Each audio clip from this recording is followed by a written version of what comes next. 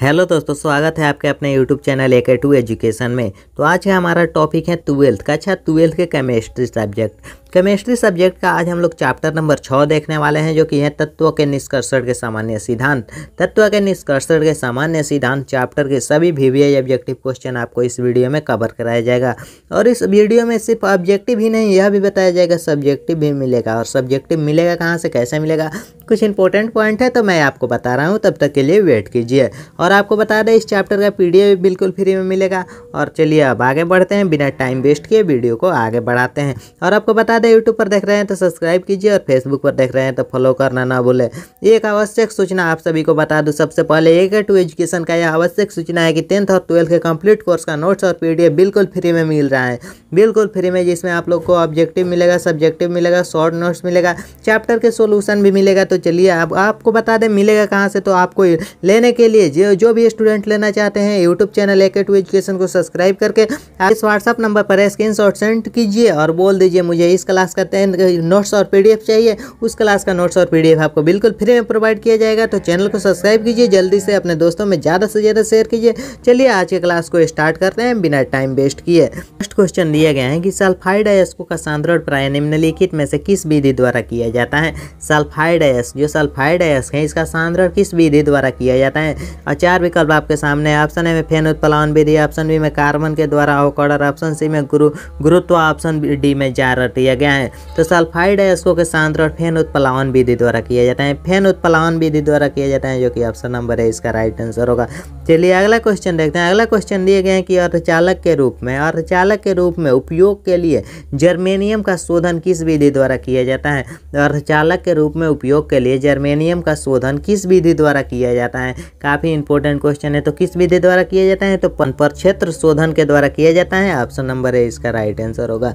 अगला क्वेश्चन देखते हैं। अगला क्वेश्चन दिया गया है कि निम्नलिखित में कौन सल्फाइड अयस्क हैं। इनमें से कौन सल्फाइड अयस्क हैं, और इनमें से कौन सल्फाइड अयस्क हैं। तो गैलना एक सल्फाइड अयस्क है, गैलना सल्फाइड अयस्क हैं। अगला क्वेश्चन दिया गया है कि DNA संरचना में एडेनिन तथा थाइमिन, क्वेश्चन ध्यान से सुनिए, DNA संरचना में एडेनिन एवं थाइमिन के बीच हाइड्रोजन बंध की संख्या क्या होती है। एडेनिन है और थाइमिन के बीच हाइड्रोजन बंध की संख्या क्या होती है। तो एडेनिन और थाइमिन के बीच हाइड्रोजन बंध की संख्या जो होती है वह 2 होती हैं। अगला क्वेश्चन दिया गया है, जो कि 5 नंबर क्वेश्चन है। विद्युत स्विचों का निर्माण होता है, विद्युत स्विचों का निर्माण कहाँ होता है। तो विद्युत स्विचों का निर्माण कहाँ होता है, तो बैकालाइट में विद्युत स्विचों का निर्माण होता है, बैकालाइट में विद्युत स्विच का निर्माण होता है। अगला क्वेश्चन दिया गया है कि कच्चा लोहा पिग आयरन, कच्चा लोहा में कौन सा तत्व अत्यधिक मात्रा में अशुद्धि के रूप में उपस्थित रहता है। कच्चा लोहा में, क्वेश्चन ध्यान से सुनिए, कच्चा लोहा में कौन सा तत्व अत्यधिक मात्रा में अशुद्धि के रूप में उपस्थित रहता है।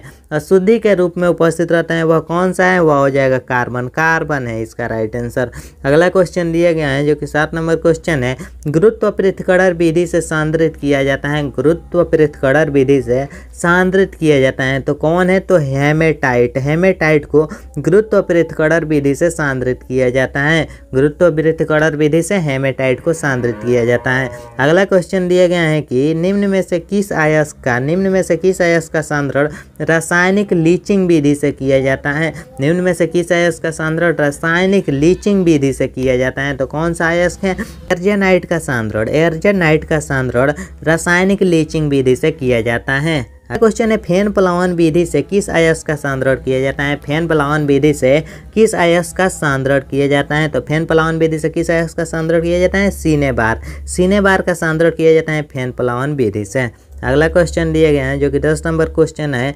मैलाकाइट अयस्क का सूत्र है, मैलाकाइट अयस्क का सूत्र क्या है। और आपको बता दे, सूत्र तो 1 से 2 जरूर पूछा जाता है आपके बोर्ड एग्जाम में, 1 से 2 नंबर का पक्का आएगा। मैलाकाइट अयस्क का सूत्र जो होता है वह है CuOH2 × CuCO3, इसका राइट आंसर हो जाएगा। अगला क्वेश्चन दिया गया है कि इस्पात को लाल तप्त कर धीरे धीरे ठंडा करने की विधि को कहते हैं। इस्पात को लाल तप्त कर धीरे धीरे ठंडा करने की विधि को क्या कहते हैं। तो धीरे धीरे ठंडा करने की विधि को जो कहते हैं वह है एनीलिंग कहते हैं धीरे धीरे ठंडा करने के विधि को। अगला क्वेश्चन है कार्बन अपचयन विधि से निष्कर्षित किया जाता है। कार्बन अपचयन विधि से निष्कर्षित किया जाता है। तो कार्बन अपचयन विधि से किसे निष्कर्षित किया जाता है, तो वह Fe को निष्कर्षित किया जाता है कार्बन अपचयन विधि के द्वारा। अगला क्वेश्चन दिए गए हैं कि आग बुझाने के उपयोग में आने वाला पदार्थ है।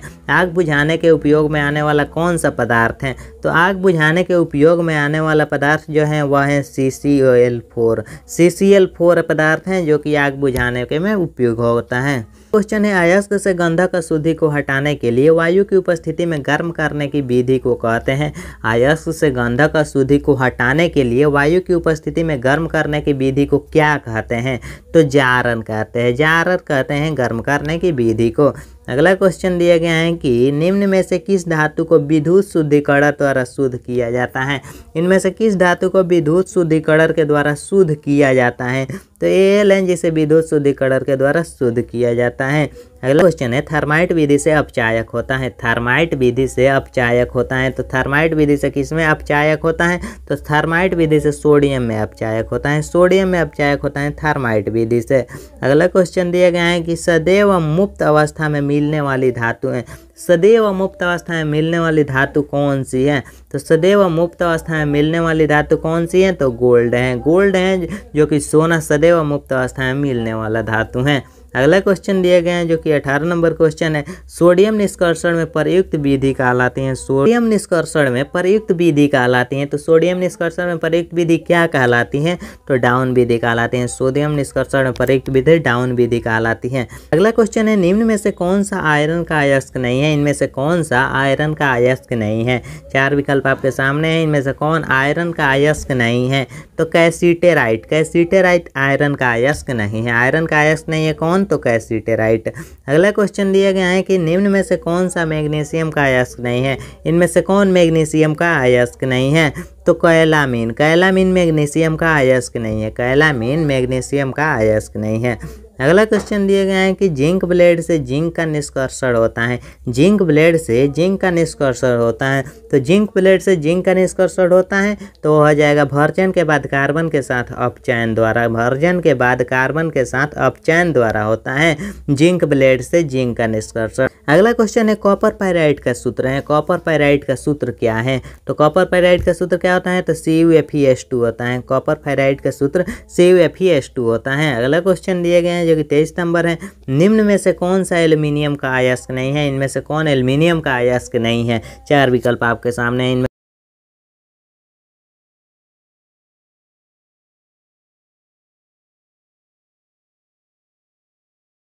ऑप्शन नंबर है इसका राइट आंसर होगा। अगला क्वेश्चन देखते हैं। अगला क्वेश्चन दिए गए हैं कि सल्फाइड अयस्क से कॉपर का निष्कर्षण, सल्फाइड अयस्क से कॉपर का निष्कर्षण किस विधि द्वारा किया जाता है। सल्फाइड अयस्क से कॉपर का निष्कर्षण किस विधि द्वारा किया जाता है, तो स्वतः अपचयन। स्वतः अपचयन कराकर किया जाता है सल्फाइड अयस्क से कॉपर का निष्कर्षण। अगला क्वेश्चन दिए गए हैं कि फेन उत्प्लावन विधि द्वारा, फेन उत्प्लावन विधि द्वारा किस प्रकार के अयस्क का सांद्रण किया जाता है।